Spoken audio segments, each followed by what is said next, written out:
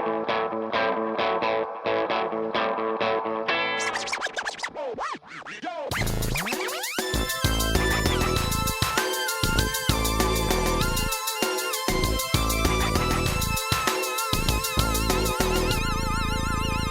to How We Heard It, the podcast about music, pop culture, movies, and more, with your hosts Wayne Bledsoe and Chuck Campbell. This is Chuck Campbell with Wayne Bledsoe and John Baker. Hey guys. Okay, so Wayne, do you want to explain this subject? I can't explain it, Chuck. Chuck, I love you it. Sent me a text. I don't get why it was a problem. It just said ballads. I said, how about ballads? You're like, what? Like half of songs in the world are ballads. I thought, does he mean power ballads? Does he mean romantic ballads? Does he mean not really heartbreak ballads? Kind of. Murder ballads? Murder ballads. I don't think he means gunfighter ballads. I don't think he suddenly recognized that Marty Robbins was one of the greats. Who? No, I haven't realized that. I'm holding on to hope that I will finally understand that, but right now I don't know that. But I mean, we've done scary songs and sexy songs and cover songs. So many songs are cover songs, and we got through that. Well, right? A lot of those were ballads. Well, anyway, ballads just seems very broad. We've done the songs we never wanted to. Well, okay, so I'll you have something in mind. I had something in mind, and for me, ballads are one thing. Love ballads. The pure love, happy love ballads, I have a hard time with those. I have a hard time buying those because they sound more like infatuation. They sound more like marketing. They don't have as much realness. And that's what I want. I want something that the delivery of this vocalist sells it and brings it to you. And I like ballads that are can be dark, they can be very dark, or at least they should be like kind of conflicted in a way. And what? I'm just trying to. It'll make sense. Okay, once you start saying some of yours, maybe it'll make sense. Okay, you sent me some. This is funny. I want everybody to know this. It's like we're walking in. Chuck said, "Ask for an example." Chuck sends me an example. Song I've never heard by Brandon Carlisle, which I liked a lot once I listened to it. And it's like, yeah, I really like that thing you sent me. Oh, I didn't even put that on my list. It's like, what the hell? You didn't put it on your list? I sent it to him a couple of days ago. Now I said, this is a great ballad, and it's about a different kind of love, and blah, blah, blah. And then you were telling me that as we were walking into the studio. I was like, oh, I forgot all about that one. I didn't even take notes on that. This is what I was trying to play off of and think of, okay, what do I know that has this kind of intensity, this kind of a, sensibility, and then you didn't even plan to talk about it. I didn't. Well, I can talk about it. But how about if I just start? I'm going to go back to the oldest songs I've got on my list. So going back to the 70s here. Oh, my God. And what I want to do here is I want to use some examples of people who I think really delivered on this ballad, even if they haven't delivered on other ballads. Okay. So I don't think that one balladeer is always going to nail it, but there has to be something about it. And I'll try to explain what I thought was about a couple of these songs. Okay. And maybe that can help get this conversation. They're both looking at me like I'm speaking, I don't know, Hungarian. Okay, all right. My brain is open. All right, so I'm going to start with 1970. Okay. Elton John's Your Song. Great song. Yep. All right, great song, right? But here's what it is. Now, Elton John, I don't always feel like this sincerity coming from him in other songs and other ballads, and they seem more showcasey and stuff like that. But this song, Bernie Taupin wrote it when he was 17 years old and living with Elton and his family. And Elton himself, I guess, was probably like 20. I don't know. There was a few years difference. And then it was a couple of years after that Elton recorded it.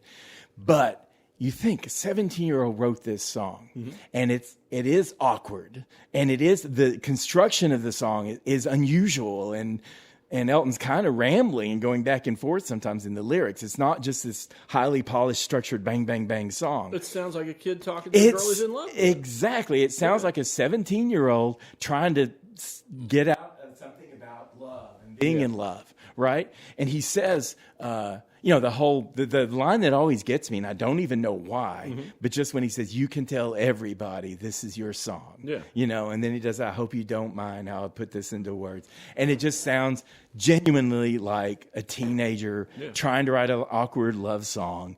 And it's probably the most honest song for me from Elton John in his delivery of the song. So, but other Elton John songs, maybe not so much. You know what I mean? I mean, like a sad song, Say So Much or something. Yeah, it's just like, whatever. That was when Elton John. Candle in the Wind, I guess, maybe. But, it's just like this raw song. And the thing is, Topin said that he didn't have anyone particular in mind for that song. They've both been kind of cagey. And I don't know if Elton John has really said, it's about this person or that person or whatever. But there's been a lot of conjecture that maybe it's about the platonic love of friends, and it's not even one special person, but it's about, I never thought. So there's like this subtext to it, and of course Bernie writes the lyrics and then Elton delivers the lyrics. Right. So, there's a lot of interpretation, but it still sounds like a really heartfelt song by a 17-year-old. All right. Well, I'm going to throw you off here as far as, because you've got your thing. I know. All right. I was just going to say that Jordan Hull, who's a guy who used to be on I used to play on the radio all the time, who actually was a 16-year-old who wrote a song, sent it in to me on MySpace when I had a radio show. And it's exactly what you're saying my song is. Right. It was written by a 16-year-old. It sounds like a 16-year-old writing to this girl he's in love with, but it was so sincere and so well done that it was like, this is great. Right. And it triggers memory for everybody. Yeah, I mean, when you were 17, the world was different, and love was so hard to understand. Yeah. I mean, not that we've ever figured it out, but it was just like, your heart just pounded and you just felt nervous and weird all the time, and you didn't even know why or who you were in love with or whatever. Yeah. But, and I think this kind of captures that. And it's this very honest, down to earth song, which isn't generally Elton John's style, But it's interesting when this is the thing that you brought up, and it's written by somebody who was 17. Laura Nyro was writing all those great love songs when she was 16. Right. And even Sweet Blindness, which is not a love song, but it's like about getting drunk for the first time. It captures what it's like to feel like a kid. And you listen to it and you go, yeah, I remember what that felt like. Right. So, yeah, I get what you're saying on this. Right. Okay. Well, you ready for another example from the 70s? Okay. And this one is from 1978. Okay. Linda Ronstadt's Ooh, Baby, Baby. Now, I know Smokey Robinson did the first version of that, and he did a good job and everything. Linda Ronstadt, in this song, and it just catches me, and it's just my personal opinion, of course, that's all any of this is, but she captures so many different, it's so textured, and she's like nervous, and she's melancholy, and she's still trying to like flirt her way out of it or something, and it's just like, I can't stop trying, I can't give up hope, and she's like all breathy, and it all comes down to that, the first line, I did you wrong, my heart went out to play, and in the game I lost you, what a price to pay. So it's sort of like this devastation of fooling around or whatever she did, and now she may have lost the love of her life forever. Right. And she's got that cooing in it and everything like that, which I don't know how that works for you all, but for me, that just has this, if it was fake, it was really great fake, really well done, I think. And I know other people like the song Blue Bayou. Right. And I don't like Blue Bayou. And that's because it's like, it comes out saving nickels, saving dimes. I'm going back someday, come what may, and I'm going to see you again. I'm going to be in the bayou again, no matter what. To me, that's just a story that somebody wrote, and she's just singing it. Well, that was basically a song to showcase what a great voice Roy Orbison had, because that was a Roy Orbison song before she did. Okay. Well, I think it was a bigger hit than Ooh, Baby, Baby. Yeah, I think so. And and for me, it's like it's night and day, the difference of those two songs. Because with Ooh Baby Baby, it's just like, oh man, I just feel everything she's going through in this song. Again, whether she's faking it or not, she's doing a great job. She should have been an actress too. But and then Blue Bayou, I'm just like, okay, someone wrote clever lyrics, and and she's just belting it out, and I don't connect. Yeah, I get that. I mean, two things have come into mind while you're talking about this. One is She Talks to Angels by the Black Crowes, which I don't think was probably written about a real person. It's an addict. Right. But that's another one that was written when somebody was in high school sitting in class. Right. Rich Robinson wrote that, or wrote the melody, and I'm not sure if he wrote the lyrics to that or Chris wrote the lyrics to that. But that's another one where it's like, it's kind of constructed, but I do think that it makes you feel it. From the heart. And that's the one thing that the high school kids aren't usually savvy enough, I guess, to hide, just raw feelings. Well, yeah, and that's why if you write something when you're in high school, hang on to that, because that's part of it is you're not editing yourself as much when you're in high school. It's getting your everything's feelings new. out. Yeah. You're not comparing it to everything else, and it's just pure feeling. I think that's one of the great things about music, and young people getting into music is we adults get new things right by them discovering stuff in a different way. Right. We all have the same emotions, but every age is different in how you discover it. Okay, so you get it's lyrical thing, and it's a how much heart you have in it thing, and I was going to throw in another one. It doesn't quite. I think by the time we get to the end of the show, you'll understand what I'm talking about. Then we can have a discussion. Then we can have a discussion, part 2. But I think that it also needs to have a narrative. What do you mean? I think it needs to tell a story. To be a ballad. To be a ballad. Oh, well, I'm just using ballads in terms of and I guess they do tell stories, but for me it's more implied, So you like Blue Bayou? Think all these songs are I'm not arguing about Blue Bayou. Right, I'm okay. just saying that generally speaking, my thinking about a ballad is that, it doesn't have to be explicit, like Joe went down to the store to get a hammer, and but it can start in the middle of a sentence. Right. But I think that you should be able to read a human thought process and narrative in it. Right. Yeah, well, actually, after, when I was thinking about this, I went and looked up ballads, and there are two different, definitions of ballad. Right. One is, this emotional song, and the other one is a story. Right. Which is what I thought. Right. But, well, I guess I want the emotional song, and John wants the story. Well, but see, I can fill in the blanks. Like I can fill in the blanks Sure, me too. with Linda Ronstadt's "Ooh Baby Baby." It's like, oh, she screwed up. She cheated on this guy, and now she's begging and trying anything she can to get him back, and she's not going to give up hope. And that's enough of a story for me. I don't need any more details than that. So, well, I thought about the Jimmy Webb song "That's All I Know," which Art Garfunkel had a hit with, I think, in '72 maybe. But it's sort of the same sort of thing. I bruise you, you bruise me, we both bruise too easily. Right. Just about a relationship. You don't know that one? You don't? Okay. Well, it was a big hit. Well, I've got I just threw this one in there. Carole King, "It's Too Late," and she's written 4 million songs. Yeah. But "It's Too Late." It has that line in it that everyone who's broken up, whose relationship dies, and that's what happens. Unfortunately, a lot of relationships they just die. And she says that literally. She says something inside has died, and I can't hide it, and I just can't fake it. It's too late. And that line right there that is just like the right to the heart line, and that's what happens in some relationships. And what are you going to do? But it's interesting the way she delivers it, because she doesn't really deliver it with a lot of emotion. She's just No. sort of like, well, she's a professional songwriter. She just like so many songs. Well, but when she sings "Natural Woman," which she wrote, which Aretha Franklin, right? Aretha Franklin nailed, of course. But Carole King's it's not as good as Aretha's, but it's close. But she does put all that nuance and emotion into it, right?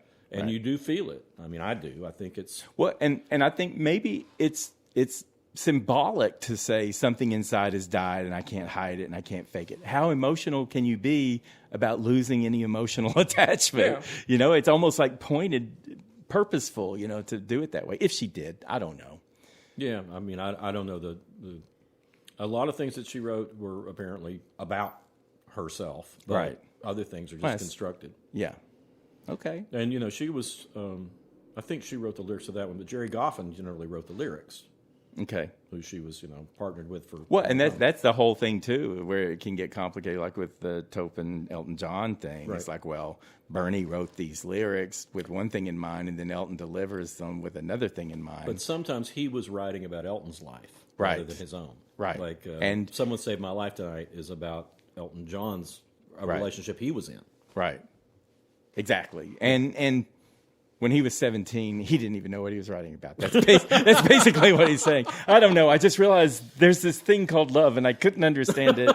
So I'm like, hey, I hope you don't mind, and you can tell her when this is your song, but I hope you don't mind, that kind of it's very charming, I think. It is a great song. I remember when it came out and it first came on the radio, it was like you kind of stopped and paid attention to this because this was very different. and it sounded sincere, and it was really, really pretty. Yeah. All right. Well, you want me to just Keep carry going. on We're- and let we're you? just We're following your really lead trying a here. different format here, where I'm not just throttle holding every every move we make here, but I'm still got my structure. So Every breath you take. yes, every breath you take. So I'm gonna. This is a bit of a left field, but charging on into the 80s here. I've got the 1986 Human by Human League. I know a lot of people don't really buy that song so much because they were a synth pop band and they had Don't You Want Me and they had Keep Feeling Fascination, all that. And this was different. And again, this is where I'm talking about the conviction. And Philip Oakey, the lead singer, he feels it. You can feel he feels it. And this is kind of almost like what his voice should have been doing all along, because he's got that kind of baritone kind of, and it's just raw, putting it out there. She didn't mean a thing, and no one could ever replace you, and I'm only human, and it's just beautiful construction and delivery. And then an interesting part of that, of course, and this is like a divisive, polarizing, but when the woman comes in and in the bridge and she says, while we were apart, I was human too. So she's like, I was cheating on you also. Oh. And it's funny. I've had some people are like, oh, that just makes a song because it just like flips it on his head. And some people are like, oh, that just ruins the song because he had this very heartfelt confession. She's like, oh, yeah, me too, Yeah. So I kind of like that. Yeah, I did too. I liked it too because she's. Go ahead. No. I was just something else from that time in the 80s, a song that the meaning completely changed is Our House by Madness, which is really I love how it ends. Well, go ahead. Yeah, that's the thing is like in the regular single version, it's just what you remember, our house in the middle of our street, and it sounds like it's all nostalgic and sweet and everything. But in the extended version, it ends with something tells you that you've got to get away from it. Yeah. It's like as the song is fading, you remember mom and all that, and the song The Sister and blah, blah, blah, and Our House in the middle of the street. And then something tells you that you've got to get away from it. It's like, oh, where did that come from? That's a totally different take. Yeah. It's almost like when Paul McCartney singing, it's getting better all the time, and John Lennon said it couldn't get much worse. Right. Yeah, that's sort of it. Acid Perfect. Yeah. sense of humor. Yeah, I like that. Or when Lennon sings in Revolution, you could count me out in. Well, I will go on to there are some misunderstood songs too, where people are taking different meanings out of it. And it's all over the place on this, Chuck. This is why I couldn't figure out what the hell you were talking about. It makes sense to me. It's from my head. I don't know how to explain it. Total sense. I was like, check, perfect, And then I come in and you're like, what? So anyway, I'm trying my best here. But keep going. So I'm going to talk about Chris Isaac's Wicked Game. Mm-hmm. Oh, yeah. And that one is, it's overshadowed by the video. Because it had Helena Christensen, the Danish supermodel, and Chris Isaac himself, a genuinely hot rock star. A lot of rock stars are only hot compared to other rock stars. He's as pretty as she is. Yeah, he's as pretty as she is. So you got these two beautiful people rolling around the beach, and it's this surreal soundscape and everything. And he's talking about, oh, what a wicked game you play, and blah, blah, blah. And people take it as this kind of flirtation and blah, blah, blah. But really the song is about being attracted to someone that nothing good's going to come out of it, Yeah. So I don't know if there's any. No. Okay. Well, I'll move on. I'm trying to think of misunderstood or songs that don't mean what you think. Well, I'll go to another one then. That's in a similar vein. Mazzy Star's "Fade Into You," right? Mm-hmm. And it sounds like a very seductive. You know that one? Not really. It's "Fade Into You." Anyway, you would know it if you heard it. Hope Sandoval's the lead singer, but. And it sounds like this just mesmerizing love song where you two become one and blah, blah, blah. But what she's really talking about is you're losing your self-identity. And both partners in the relationship kind of lose who they are as they become this one new thing that maybe isn't a good thing. Right. if you listen to the lyrics closely enough, it's like, oh, this is really kind of sad, and it's almost like a descendant from Wicked Game, it's kind of like, oh, I have to give up a big part of myself, and they're giving up a big part of themselves, and we're being two other people now, and to be this relationship. So a lot more context than I think a lot of people assumed from that one. One of the most famous ones that John wrote. I can't remember if we were on recording when you brought it up, but Every Breath You Take. Yeah. It's like, that's a stalker. Yeah. It's not a love Absolutely song. a stalker. That's a stalker. Yeah, and I've got the stalker, the Dido one that I talked about some time ago, White Flag, where she's like, I've moved on. I know I did these things you could never forgive, and I understand that. And if you see me, and I'm sure you will, I'll just act like I've moved on and blah, blah, blah. But there will be no white flag above my door. I'm in love, and I always will be, and it's just this very little beautiful, scary. beautiful song too, but just like, Well, one of my favorite songs that's like isn't what you think it is until you listen a little closer is A Beautiful South. They have a song called Song for Whomever, and it sounds like he's like, given this great appreciation for this woman who's been his muse and inspired him, and then he starts listing off all these names of all these women that have been his muses, and it's basically, I use your pain for my songwriting, and I really appreciate that. But it's like, because I've played it for people, and I've said, and they'll go, oh, this is really pretty, this is really nice. Listen close to the lyrics. just listen a little bit. It is the most caustic, cynical song ever, but done with such glee. Right. I just love that they're, perverting this genre. Right, right. Well, while we're in this nether zone of ethereal songs and everything, there's a song. This is probably someone that you all might not remember at all, and it's not as well known as the others. Is what I'm saying. It's a Swiss duo called Double, and it's spelled like double. And they had a song called "The Captain of Her Heart." I remember that. Okay, and it's very elegant. And they get me with it's like. Ooh Baby Baby was with saxophone and piano. Oh, you got a saxophone or any kind of horn and a piano and either a cello or a violin. I'm in. It's like you're gonna get me. So you got saxophone and cellos are the closest to the human voice. Oh, okay. I didn't know that. Well, that makes sense. Where they land. That's why I connect with them, I guess. Well, I think Double, it may be a clarinet, close enough if you got a weird voice, maybe. It's a very mature song, and it's kind of like the end result. Could also be the end result of a Wicked Game, but it's about. It was way past midnight. She still couldn't fall asleep. This night, her dream was leaving. She tried so hard to keep. It's a woman who had pinned all of her love to this one man who's just disappeared on her. And she's waited, and she's waited. And the video's very elegant. The singer, what's his name? Kurt Malou. And he's got like this crooner kind of voice, and it's kind of sexy, but he's got it dialed down. And the videos, again, I'm bringing video into it, but sometimes that's part of the picture or package or whatever. And it's all these mature women. And it's like, with a new day's dawning, she felt it drifting away, not only for a cruise, not only for a day. So basically, she's done. So it's like the morning that her relationship, she's finally moved on and she's pronounced it dead. And what's she going to do with herself now, Right. So very mesmerizing, very much in keeping with these other. I love the vibes. I love, these floating songs, sometimes with synths, but not always, and not just synths generally. So. Okay. I'm not sure I've got anything to add to that Oh, one. boy. Well, I'll just keep rolling along.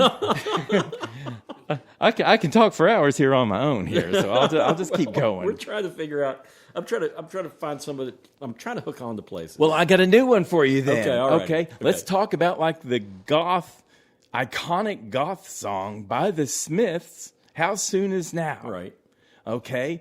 Everybody knows that song, the undulating kind of rhythm and the guitar, the meow. It's all about sound and mood for me on that song. Yeah, it is. But Morrissey, it's so honest, and he's just like, he knows he's a freak and all this stuff, but he's got that line, "I am human and I need love," just like everybody else does. And it's like earnest. But the best part of that is toward the end when he says, you're home alone, you go out alone, and you stand around alone, you go home alone, and you cry and you want to die. get home and you cry and you want to die. And this is when he was celibate, supposedly. Yeah, well, yeah. He was celibate, supposedly, for 20 years. Well, yeah. Well, I mean, I can see many reasons. I'm not sure how many volunteers he had in that mess. But, I'm sure he had tons of volunteers. Yeah, I guess so. Other people like love him. Morrison. But some people are the withdrawn people and the loners and the introverts and people who just can't, they have a hard time connecting. But like he says, I'm human and I need love just like everybody else. Just does. not sexual love. Maybe not. Whatever. Until later. I don't know what he calls sexual love. What the hell have I been doing? Yeah. It's like, oh, damn. I love the opening line when he says, I am the sun and the air. Yeah. And you think he's talking about the sun and the sky Right. and the air, but it's Right. the sun and the air, Air. H-E-I-R, Yep. of a shyness that is terminally Vulgar. Yeah. Yeah. Good lyrics. You shut your mouth. How dare you say I go about things the wrong way? So he knows he's an outsider. He knows he's very different, but he's human and he needs to be loved just like everybody else does. It's interesting to compare all that era. I mean, I think that the Cure. I mean, I like the Smiths, and I like I particularly like Johnny Marr's melodies, but I like Morrissey too. And when I actually saw Morrissey in concert, I was surprised at how not depressing it was. It was great. He was terrific. But I think as lyrically, I like the Cure better because I think the Cure are more straightforward and more honest than he. I mean. I like more Cure songs than I do Smith songs. Yeah. But this song was bananas, And then you got Bauhaus. And then you got Bauhaus, yeah. So, yeah. Which, we can go through a whole goth We could go through a whole goth thing. Yeah. We could do, in fact, we ought to do an episode on that sometime. Just goth. Just goth. Yeah, goth and the people that they influenced and the people who influenced them. Okay. We can do that. I propose songwriting teams. The people who influenced them. Songwriting teams is a good one, too. Yeah. We've already touched on that. Yeah, we have. See, I'll touch on everything. What I'm doing here is No I'm touching. really no touching touch and Morrissey. no these other things either. But no, I'm just planting seeds for future episodes. That's what you're So doing. that's what Okay, this is. that's what this is all I'm going to about. talk about everything randomly with no plan, and we'll come away Well, with you got a 10. plan. There you go. Yeah, I got a plan. But you had a really broad subject, and it's Yeah. fertile ground for... It only made sense to me. I don't know.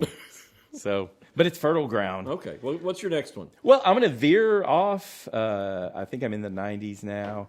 And this is someone you said she basically is the Rolling Stones, Sheryl Crow. Yeah, she's a Rolling. Sheryl Crow. No, very few people get the Rolling Stones like Sheryl Crow does. Right. She is a real rock and roller. Wow, okay. So, hey, we're filling up. Well, this is a different Sheryl Crow. So this isn't really a Rolling Stones type song, but it's the song Home. So whereas people know, and that's one of the things I'm doing here, I'm naming people that you might know even if you don't know this song. Yeah. But Home is another dark-edged kind of end of romance song. It's sort of the new It's Too Late, right? And she's talking about... what is it? I saw you standing there when I was 17. Now I'm 32, and I don't remember what I've seen in you.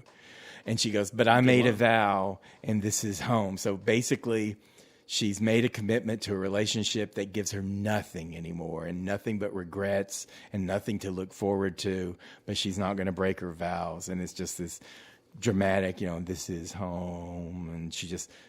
I can't sing like Sheryl Crow, obviously, right. But she just stretches out the word home and stretches out the word home. Interesting video take on this is just like it's all these people who look like, maybe they don't have the greatest lives and they're just sort of couples. But it's kind of like when you get into, and again, you need a Carole King to say, all right, it's too late. We're done. And she's just instead withdrawn into, I'd like to see the Riviera. I'd like to wake up in a stranger's arms and all these things she'd like to do. But she's given up everything because she made a commitment to someone that she doesn't love or feel anything for anymore. And it's beautiful. So it's that sad beauty. Maybe that's what I should have called them. Sad beauties. Sad. Well, see, now that I might have been able to prepare for that one. I don't know. We're just different people. Well, I mean, there's one of the things when you brought this up. I mean, when what you were describing to me, as best as I could tell, I mean, it sounded like heartbreak ballads. Right. And Well, I didn't want anything that straightforward generally, though. well, you didn't go there for sure. No, That's straightforward. no. Well, all of these, it goes back to the delivery thing and how, Right. for whatever reason, I find the delivery of these songs to be really authentic. You know? You went back. We talked about Aretha for a minute. I mean, one of the big things that I thought about is soul music from the '60s. Yeah. Because I thought you were gonna throw some soul classics out. and that's what I'm doing. Okay. Because Just shut up. Damn. Okay. Because that was one of the big things about soul music is you had these big dramatic ballads. I mean, Otis Redding, "I've been loving you too long." I've been loving you too long to stop now, and he's being rejected, and it's just like he's tore up.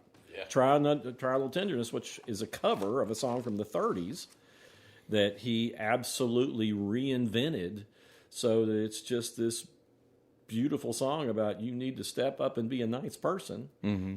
But it works. And, of course, Aretha Franklin, I mean, Natural Woman is the one I thought of immediately. Mm-hmm.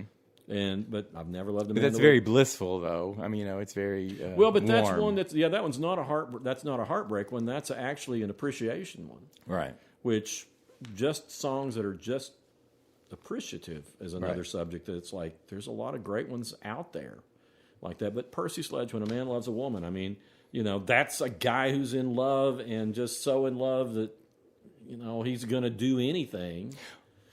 And I agree. All those songs were very convincing and heartfelt. Right. So, when I said I don't really like the I'm so in love with you songs, right. I think something's happened over time that they're becoming harder, less convincing. I don't know. I think modern songs are less convincing somehow. But again, people, songwriters, whoever, just people in general, we have so many distractions that I don't think love's the same as it was. Right. We have so many options other than having a relationship, right, that it doesn't seem like the be all end all to a lot of people. Right. It's like you've got friends all over the world that you connect with on your computer. Maybe a romantic relationship is not. What was that look? You're leading right next to my next one. You've caught on. Okay, you're here. No, Welcome this aboard. Is all serendipitous. But yeah, people have. That's the thing is, I don't know that romance is looked on by the youngest generation right now that's coming of age the same way it did 20, 30 years ago. I think there's more cynicism. I think people are a little more. And more options. Yeah. And it's not just, okay, I'm going to get with one person and I'm going to have a relationship and this is the way my life is going to be. It's going to be, well, maybe I do, maybe I don't, but I've got all sorts of other things going on. Right. Well, more options might be better because if you pin everything into finding the perfect relationship and that doesn't happen for you, is your whole life a disaster? I mean. But even just regular romance. I mean, kids, all the studies are saying that young people have less sex than people 20 years ago. Oh, wow. Which is surprising to me because it would be more available. Yeah. But it's not. Yeah. People are choosing to not have physical relationships. And everything still works. Yeah. Yeah, really. When you get to a certain age, things stop working. I got that. Oh. Chuck didn't get it for a No, minute. I didn't get it. I'm like, everything still works. That's a foreign concept. Okay. All right. Of course it still works. Why is this challenged?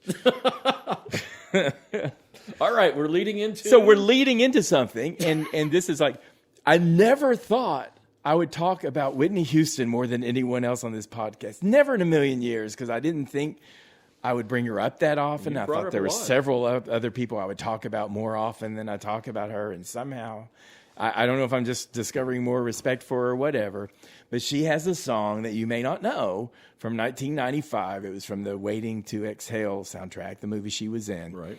And it's called Exhale, Exhale, Shoop, Shoop. Such a tender ballad. If you've got that image of you where she does blow up in all of her songs, everything, this one is so tender and restrained. And the beauty of it is like, it starts like, everyone falls in love sometimes. Sometimes it's wrong. Sometimes it's right. But then she shifts gears in this song, and it's like, but no matter what happens in your relationships and the up and down roller coaster that they are, if you've got friends, there always comes a time when you can exhale. And it's about her love for her friends who will carry her through whatever ups and downs she has in her relationship. So it's a love song about her friends, so much more so than the relationship. And it's just beautiful. It's really soft. I think you would like it. Yeah. Well, there's quite a few songs about that sort of thing. I think Yeah. the Rolling Stones, I'd much rather be with the boys. Right. Which is a song about, it's great to be with a girlfriend, but, I'd rather be with my guy friends and hang out. Right. Well, and I've got these more unconventional, love songs that aren't about a lover, really. Right. Because, there's another one, Sarah McLachlan, Good Enough. It's when she's friends. It could be a sister, but I think it's a friend. She's singing to her. It's very tender. And she's being abused. Not Sarah McLachlan, but her friend is being abused. And she's saying, it wasn't the wind that cracked your shoulder and threw you to the ground, And like after all the bullshit I've heard, it's nice just not to speak. But then she gets into this. The woman's making excuses for the man abusing her. And she's saying, don't tell me why he's never been good for you. Don't tell me why he's never been there for you. Oh, shoot, I got the rhythm off. Damn it. No, I've got the wrong one here. Don't tell me why he's never been there good to you. Don't tell me why he's never been there for you. Don't you know that why is simply not good enough? So she's basically trying to imbue some kind of self-respect in this friend of hers who deserves so much better. And that's what she's saying. You deserve so much better than this.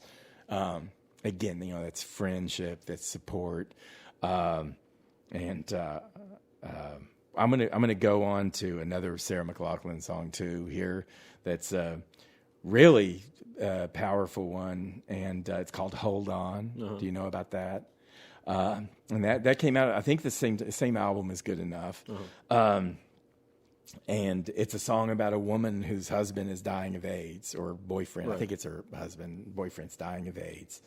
And all she's is, and it starts out with hold on to yourself, because this is going to hurt like hell. Mm-hmm. And she's talking about having a nighttime vigil and praying over him and everything while he's sleeping, hoping he'll wake up the next day. And every day they still have together is like, something to celebrate and be happy for. But, there's this big dark cloud hanging over it. One day it's not going to happen. Right. And the best part of it is she has this prayer she makes to God. Mm-hmm. And she says, oh God, are you out there? I know we've never talked before. So she's like, okay, I'm going to try this God thing. For the first time in my life, I'm going to try this God thing. And she goes, oh God, the man I love is leaving. Won't you take him when he comes to your door? And it's just like a real, just gut check, kind of slow, very. I know you and Sarah McLachlan didn't really hit it off so well when you talked to her. No, so I hesitated to bring this. Oh, but. No, and she was fine. It was just that she was tired of people asking her about the animal song. Yeah. She's there writing about people dying of AIDS, and you're saying, hey, puppies. Well, no, I just said, man, I hear your voice and I almost want to cry, because it was like every time I hear your voice, the most common time I hear your voice is I'm looking at some animal in distress. Right. And she's probably thinking, Wayne, all my songs make people cry. Why are you just talking about the one song that makes people cry? Well, I was thinking about abused friends. We got along okay. She was just a little defensive of it. And it's like when she said, I think that's done a whole lot of good. And I said, I do too. But I'm just saying, it's like people associate you with that now. Right. So it's like it's hard to get away from it. I mean, she's great. She's a great songwriter. I hit it off well with her, and I think it's because I started with all your songs make me cry. and she makes me cry about instead animals. Of just like that one song makes me cry. I'm like, no, everything you write makes me cry. So that's why we got along. That's why she joked with me and everything. Well, that was before that. That was before her song was on the animal. That's back when she was doing like psychopaths chasing or stalking or actually, like I think that was the second time we talked that we did that. I think the first time we talked, we got along just great. I can't remember for sure, but right. I talked to her when she came to the Tennessee Theater, and then you caught her when she was like Coliseum or something like that, something bigger. But yeah, I mean, it was a little taken. She was a little taken aback that I brought that up first thing, I think, and that kind of set the tone for our interview as not being the happiest one that she had that day, maybe. I hope she's moved on. I'm sure she has. She probably wrote a sad song about it, and you never even heard it. Whoops. Probably a song about son of a bitch in Tennessee. That jerk in Tennessee. Shelley Rose, rather. We had an interview, and she had a picture in her album of her as a little girl looking really like she's going to get up and sock the photographer. She's about 2 years old or something. And I was laughing about it. And I said, because she was talking about how, she's from Appalachia and everything. And I said something about that picture, and she said, Blue Ridge blood. It's just Blue Ridge blood. That's the way kids are. And we started talking about the similarities. And then I got a text from her, like late at night. And she said, I was sitting in the bathtub and I wrote a song. Oh, wow. Over about our conversation. And she sent it to me the next day. Oh, wow. It was pretty good. It became the title cut for her album Blue Ridge Blood. Wow. Oh, that's cool. Yeah. She's told the story a couple times in interviews, but she didn't always name me by name. But I'm the reason that song was written. All right. And Shelley Rose. Blue Ridge Blood. Yeah. Inspired by Wayne in her bathtub. Yeah. I thought it was hilarious. Well, I've got another one here. Again, it's about support and everything, and it's by Massive Attack, which is kind of a synthetic kind of band and everything. But they take great vocalists, and they have Tracy Thorn from Everything But the Girl, and whose voice melts me anyway. Yes, and it's a song called Protection. And it's got this kind of pulsing rhythm that's kind of like a heartbeat, and it just like glides in, and her voice glides in, and it's about her love for somebody, but it's about her protecting them. So there's some darkness somehow, and they're being challenged or something somehow. Right. And she's got a line called, I stand in front of you and take the force of the blow, protection, and all that. But the best line on this one is, I can't change the way you feel, but I can put my arms around you. So, yeah, thought that was great. I don't know if I have any. Wow. Well, it's just we're all over the place. I know. I thought I'd be picking up responses and other examples every step of the way. Well, we're just so many different places on this. Yeah, good, because you freaked me out sometimes too. Yeah, so I feel vindicated now. Okay. Well, we haven't talked about country music and country music. Okay. Ballads. Yeah, you take over there.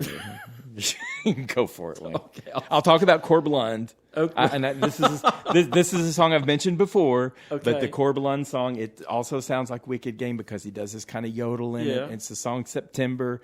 And he's singing to a woman. He's a rancher in Alberta, Canada, and he does like old traditional country and Americana and swing, Western swing and stuff like that. And he has beautiful vocal, and he's just saying, "Stay with me through September.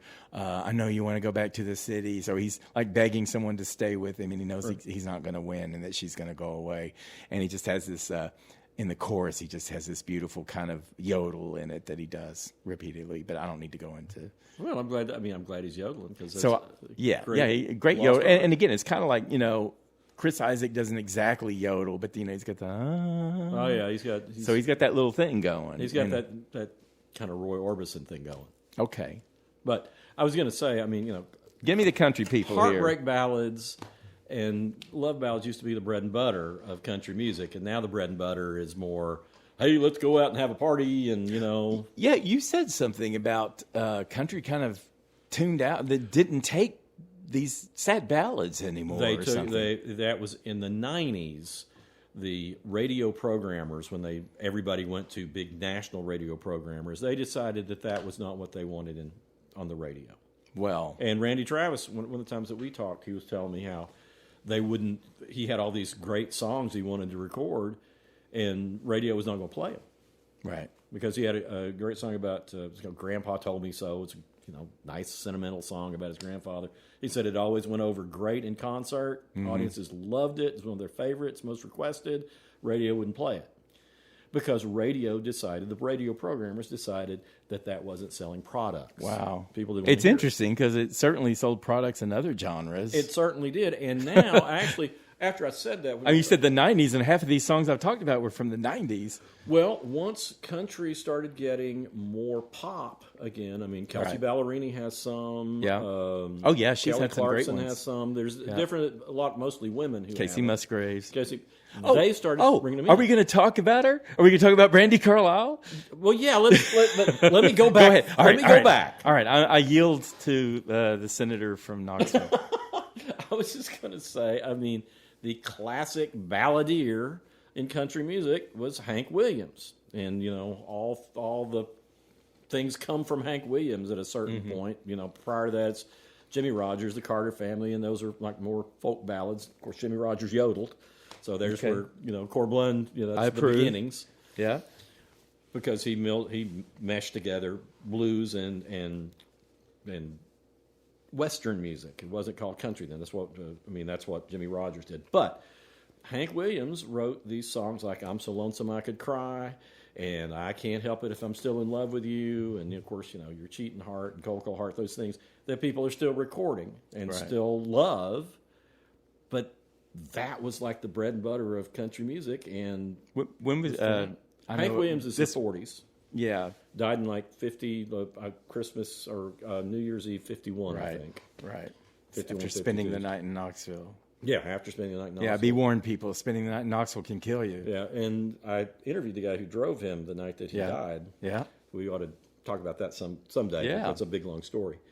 But you got Hank. The crux of that story, was he dead in the car at some point during the trip? Or in the car, yeah, but, there's so many people have said he died here in Knoxville, and they carried him into the car. It was a Cadillac. Right. But they did kind of carry him into the car. But the driver, Charles Carr, who I just found in the phone book. Yeah, I know. But just found him in the phone book in Alabama and called him up. He said that Hank got up someplace around Bristol. Okay. He didn't remember if it was... Where were they heading to? Was it Virginia? It was Ohio. Oh, Ohio. Going way up there. Yeah, I can't think of the city in Ohio right now. But to get there, they went through the Tri-Cities, and he said that Hank got out and walked around. Okay. Then.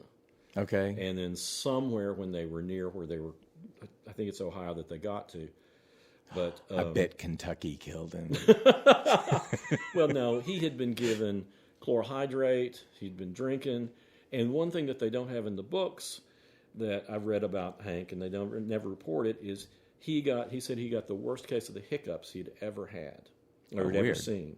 Weird. Yeah, well, it's weird until you realize hiccups are often a precursor to heart issues. Oh. Precursor to heart attacks and heart failure, and he said he had the worst case of the hiccups he'd ever seen and couldn't get over them. So, he died. His heart gave out at some point during the night. Okay. He said that he reached back to cover him up because he looked like he was cold, and he was cold. He was dead. Wow. And he's been decomposing ever since. Sorry. Never get tired of that one. But the tradition of those Hank Williams sad ballads, I mean, it goes up to the classics like "He Stopped Loving Her Today" by George Jones. It's gonna come. I knew we were coming up to that one. Heart Had Windows, things like that. These great songs, and then programmers decided, nah, we don't like this. Wow. It's sad, but now it is kind of coming back. But it's the more pop artists, and now you can talk about Brandi Carlile. So Brandi Carlile, yes. So Wayne asked me what I'm talking about, and I said, here's a great unconventional love song because Brandi Carlile, who's LGBT herself, right? It's a song called "The Joke." Mm-hmm. And I think it was nominated for Grammy Awards and everything. And it's a belted song, so I didn't really have any other belted songs. I guess that's why I was just kind of just not thinking about her. But that is it's like two subsets the song is. And the first song is about this young man who she's giving encouragement to because, she knows that he's being bullied and people are kicking sand in his face because she has this elegant style, and she's telling him to hang on to who he is, and that these people who are nervous about him being, they don't like the way you shine. That's what she says. It's like really well put. And she's talking about him tugging. She sees him tugging on his shirt because he's uncomfortable and trying to withdraw into himself. And then she just belts out like, let him laugh, but she goes, pretty soon I've been to the movies and I know they'll find out the jokes on them, so it's kind of a love song to LGBTQ people. And then the next verse is a woman who is an immigrant, and she had a baby, and she crossed the desert, and blah blah blah, and she's living in a man's world at least for a while, and all this stuff. So again, and she's talking about her, identifying her strength, and telling her, let them laugh, while they can, because the joke's on them. So, and it's just, the vocals are just so extraordinary on that. So. Anyway. Yeah, I thought it was beautiful. I hadn't heard it before. But I'm surprised you didn't hear it before, because it was like, I know her publicist was like really aggressive with us. And I remember seeing Brandy with an I, Carlisle, and I thought, oh, this sounds like some... I made a terrible assumption about her because her name was Brandy with an I. And I thought, oh, she just sounds like some little, frivolous whatever. And then I listened to her, I was like, wow, that's just about the heaviest hitting, kind of music. But anyway, I thought the publicist was always hitting you up too. But I took the bait, so I guess maybe he stopped bothering you with her. Yeah, I can't really... She's great. I can't remember. Yeah, she is good, and I think she's somebody that's gotten better. Yeah, yeah, she has. There's so many of those. Well, her voice is aging so well, and she's got that, not tremolo, but what is it? That texture in her voice is even stronger now because she's getting older. Yeah, and it's a funny thing about, there's certain singers who you think, oh, you want the sound of them, that young sound because they got all that power and everything, and their range is better. But sometimes losing a little range and getting a little bit more heart makes them way better. We've talked about... Yeah, your vocal cords age, right? Yeah. And so that takes away some of your... you look at Billie Holiday, who everybody, you think everybody loves all her early stuff, and she had a very little range as it was, but when she got even more diminished, she kind of got better. Yeah. You just felt it more. Yeah, I agree. Yeah. I got a couple others that I've mentioned before in previous episodes, but they seem to fit here. Lana Del Rey. It's like she's the queen of what I'm talking about here. But I really like the song "Born to Die," which I have mentioned before. And it's just about this woman who's just like, let's just get high and have sex. And, sometimes love's just not enough. I don't know why, but don't make me mad. Don't make me cry. So she's basically saying, let's just live it up. And when it ends, and we're just all born to die. So, it's got that kind of punch to it, I guess. And then just to bring it on up to the future, I know I've talked about Billie Eilish almost as much as Whitney Houston. But, she's got the voice. She's the voice right now to me. And her brother knows how to process it and work it and all that stuff. And she had a song on her 2024 album, a song called Blue. Mm-hmm. And it's like an epic song, and it's got all these parts to it and everything. But the first minute and 45 seconds, I could listen to just that section of that song over and over and over because they overlap her vocals, and so you have all these Billies floating around, and it's just like this, and she just does these lines over and over, and she's saying she tries to live in black and white, but she's so blue, and she's talking about she blew it, she's lost somebody, and it just has all this mournful, beautiful kind of air to it. Okay. I've got a couple of balladeers that I would like to draw attention to. Okay, go for it. One is Amy Mann. Oh, I love Amy Mann. There we go. She writes great. She's got albums and albums of these songs I'm talking about. And she writes just the meanest couplets. Yeah, There's one where she starts the song and she says, "You look like a perfect fit for a girl in need of a tourniquet." Yeah. I love how that turns around. Yes.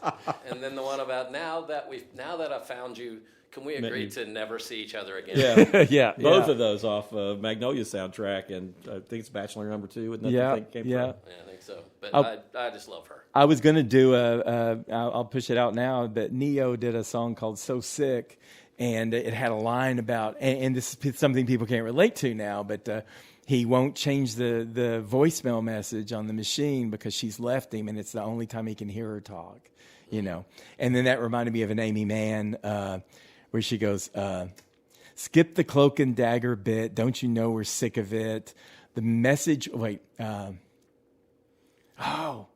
message night just, as much as I would like to stay, the message light just blinks away. And while I'm here, you won't push play. You give me no choice in the matter, but just anyway. So the loss of answering machines is like devastated the music industry. It kind of has. I miss answering machines. Yeah. And people wondering why you aren't answering that, why you aren't listening to that message. Yeah. Or why you don't delete messages from people. I mean, I had messages from my grandmother and other people who died, and it's like, I don't ever want to erase this, No, there's many. I mean, you get voicemails, I guess, still, but that's more of a private thing.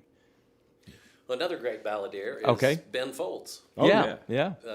I'm thinking off of the unauthorized biography of Reinhold Messner, the song "Don't Change Your Plans for Me."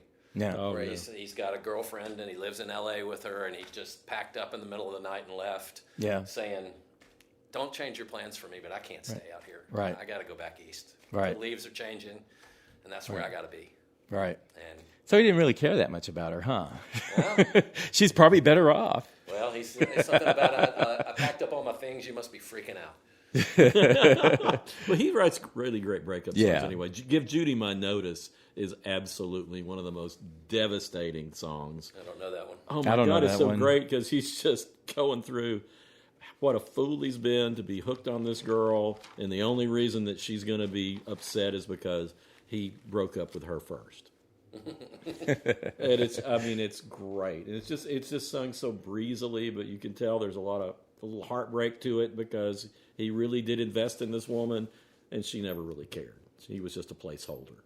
Well, if we want to recircle around to Amy Mann, I can take up about 50 minutes of an hour-long episode You could talking about Amy hours, Mann Chuck. and all of her albums and getting to meet her on my birthday and all Was that. it on fun your stuff. birthday? It was on my birthday, yeah. And she was like, "Oh, happy birthday!" It was so weird because she's done all these sad songs, and she was about to break up with her band, and they weren't even in the green room with her. It was just me and her, and they were all like, moping and staying away from each. So it's just like this, and it was raining, it was pouring, it was spring break at the band shell. So all these kids were standing out in the rain on the beach, and she was up there singing these songs. Like, this is not a spring break crowd, And that's what she said. But when she found out it was my birthday, she goes, "I hope you get everything you want," and she was like trying to give me everything from the green room. So she's very charming, very, very wonderful person. Yeah, I really like talking to her too. You got something?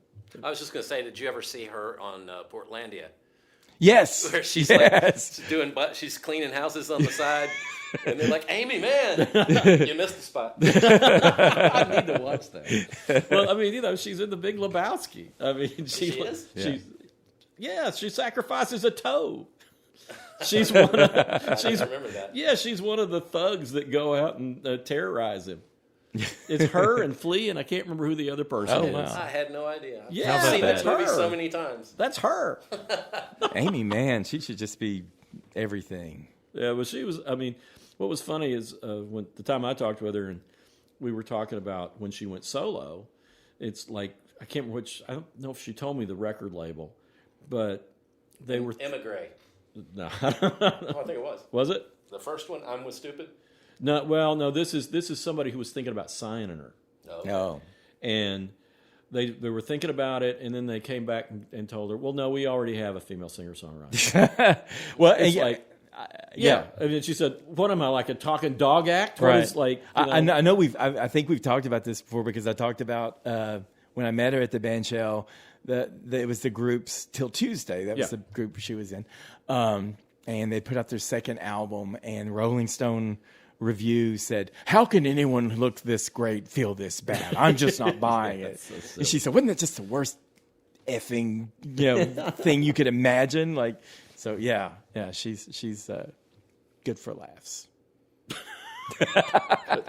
which is exactly how I wanted to end an episode about sad ballads. Yes, well, she's I got very. one more. Oh, okay, good. okay, Kathleen Edwards. okay. From Canada. Yeah. She writes a killer song.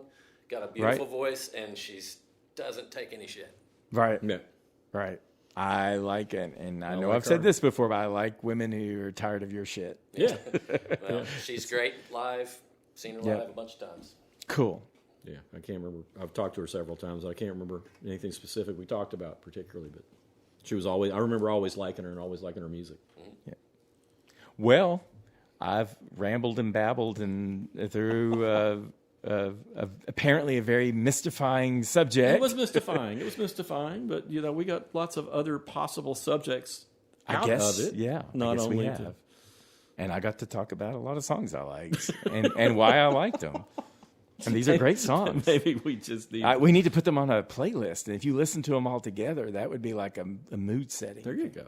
Maybe sometime we just need to come in and say, here's a list of songs we like. Songs we like. That'll be my next one. How about songs we like? You all want to do what? Songs we like? Well, that I can do. I can do. As long as I know. There's only about 50,000 of right. them, but I can trim them down. Right. Are you ready to recommend stuff? Yeah, we are. One of you talk. I'll step back from it. right. I'm going to keep my recommendations fairly short. All right. You want to start, I've said John? before. All right, I got a weird one. It's unclassifiable.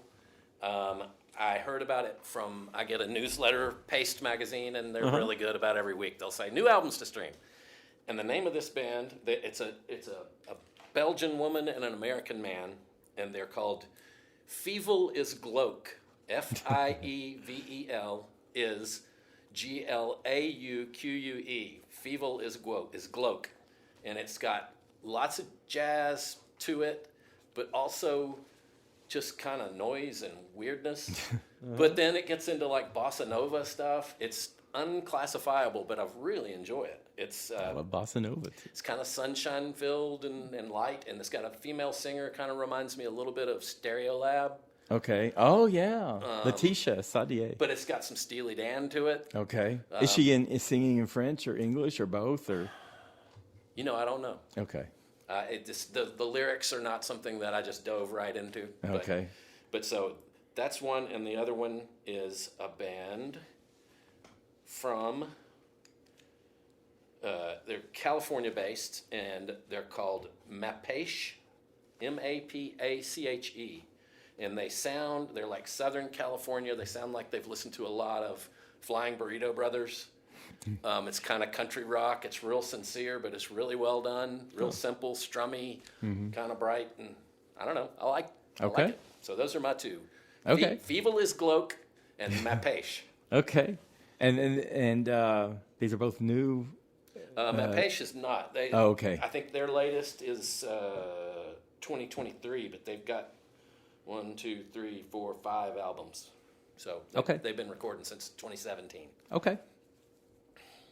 Wayne, what are you going to do? Well, I'm going to go all the way back to 1972. Because I already went there for you. I know. I was amazed you went back to the 70s. It's like right in the heart of my favorite rock production era. Yeah, well, and this is by a great producer, Richard Perry, who produced Nielsen's Son of Schmielsen album. Everybody knows Nielsen Schmielsen because it has Without You, which one of the great power ballads of all time, one of the defining power ballads of all time. And everybody knows that album had Without You and Coconut and all sorts of things that people know. But the follow-up album, Son of Schmielsen, has a lot of great songs that people didn't hear because it didn't have a big hit. The closest thing it had to a hit was Spaceman, which probably got to the 30s on the pop charts. But it's got the Lottery Song, which is one of his prettiest ballads ever.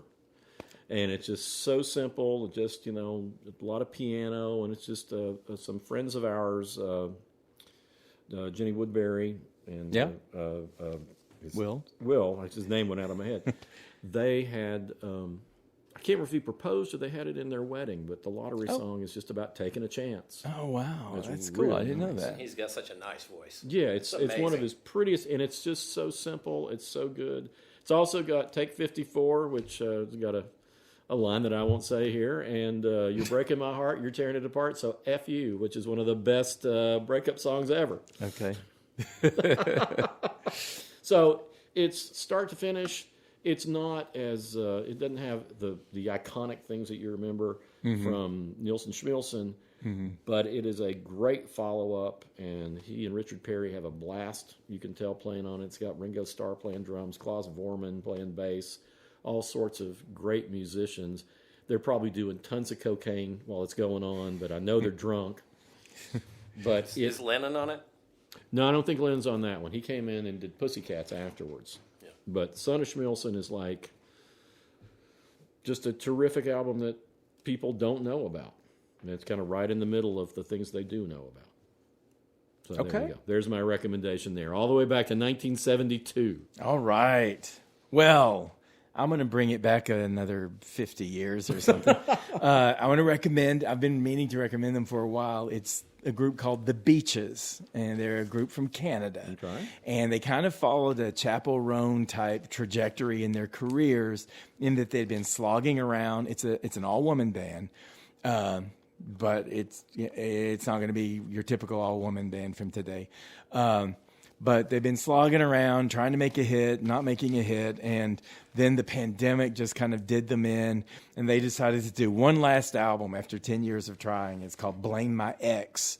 And the beauty of it is they've listened to a lot of 80s kind of music, and they have kind of a Cure sort of bent to them. And the lead vocalist is, they're two sisters. The one, I think her name is Jordan.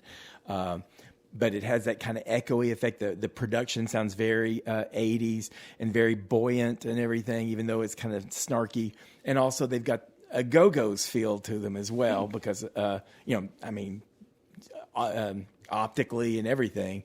And they've got kind of but I'm just going to recommend one song. That's a song called Blame Brett. And the lead singer, she had been in a relationship with a rocker named Brett, and she said she was trying to think of another type, like blame Mike, blame Ed, it's like, so she finally called him and said, "Can I just say blame Brett?" And he was like, "Oh, okay." But it's real funny because she's like playing the villain, and she's singing to a future lover, and she's just saying,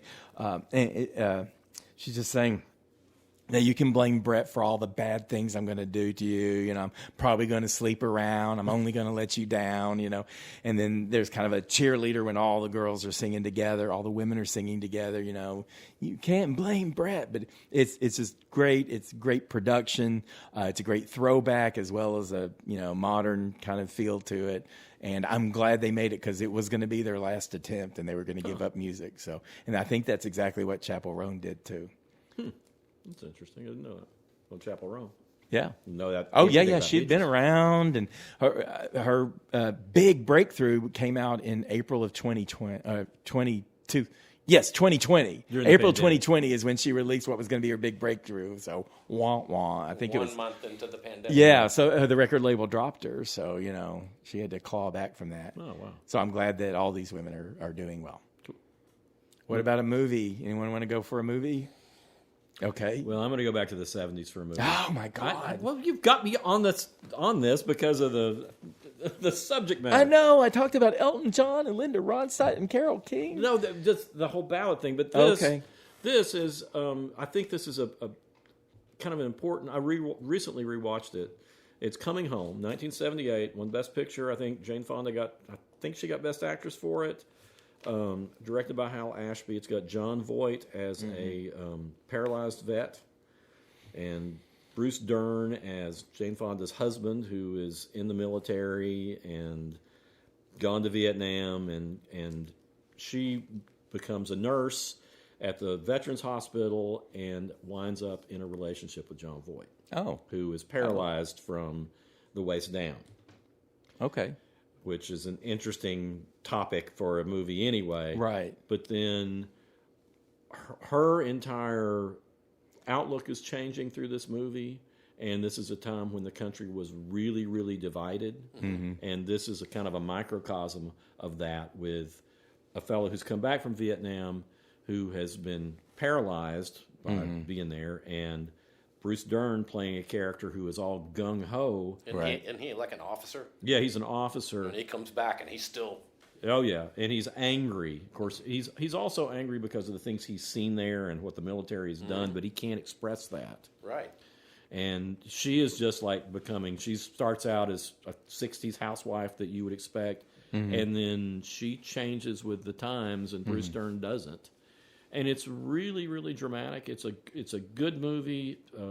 John Voight's soliloquy, kind of at the end, he goes to talk to a high school group they're having a thing about Vietnam and the veterans, and he improvised it after like talking to all sorts of different veterans, and it's really, really good. It holds up, and considering how divided things have become in the country over the past few years here, it's something I think might help people kind of get some perspective. Okay. Great movie. All right.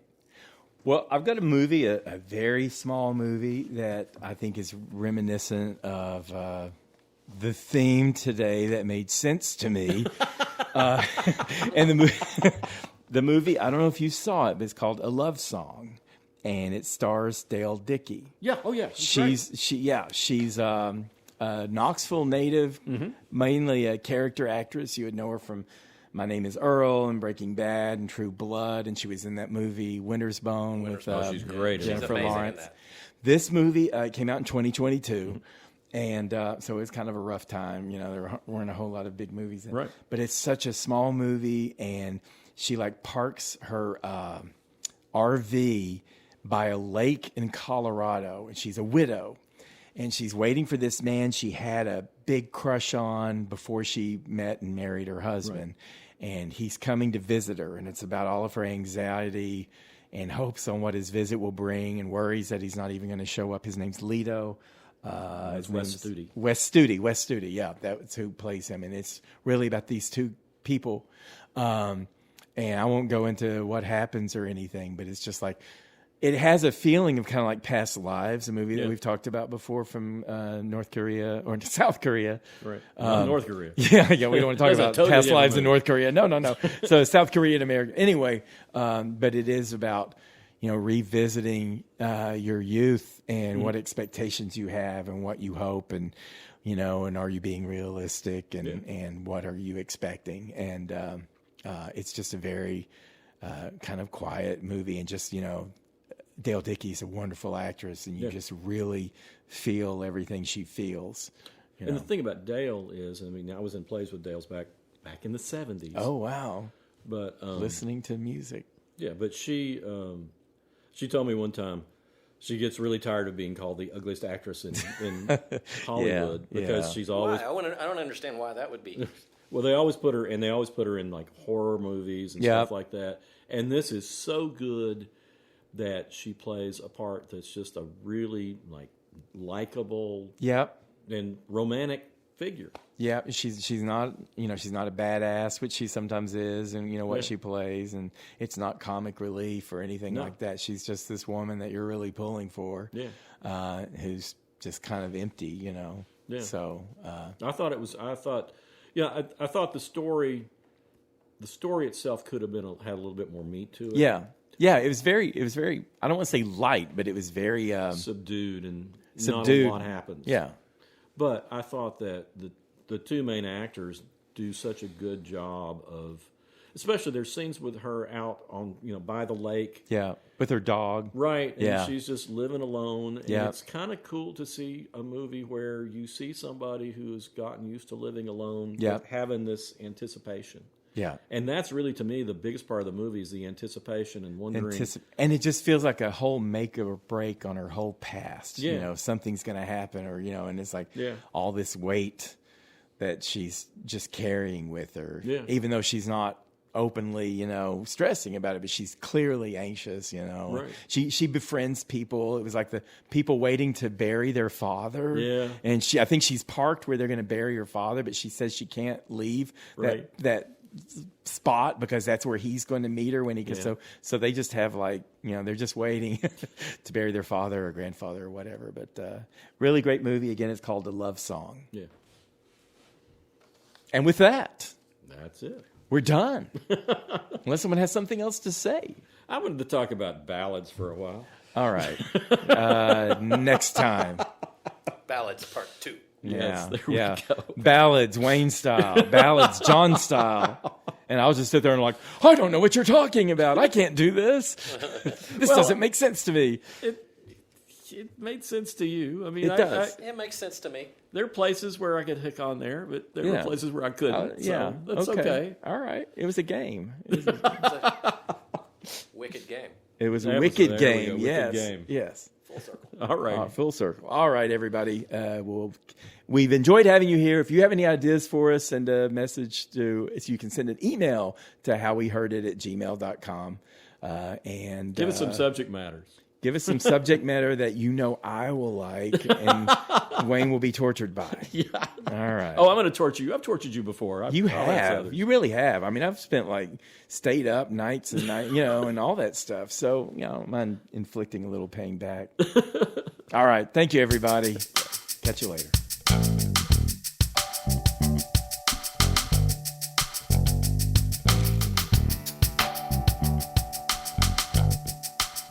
You've been listening to How We Heard It with Chuck Campbell and Wayne Bledsoe, a podcast about music, art, culture, movies, whatever they want to talk about. How We Heard It was recorded in Knoxville, Tennessee at the Arbor Studio by John Baker. If you believe you've been abducted by aliens during the listening to this podcast, we take no responsibility for that. How We Heard It is a Tear Owl production, and if you'd like to reach out to Chuck or Wayne, send an email to howweheardit@gmail.com. Come on back next week and we'll have another show for you.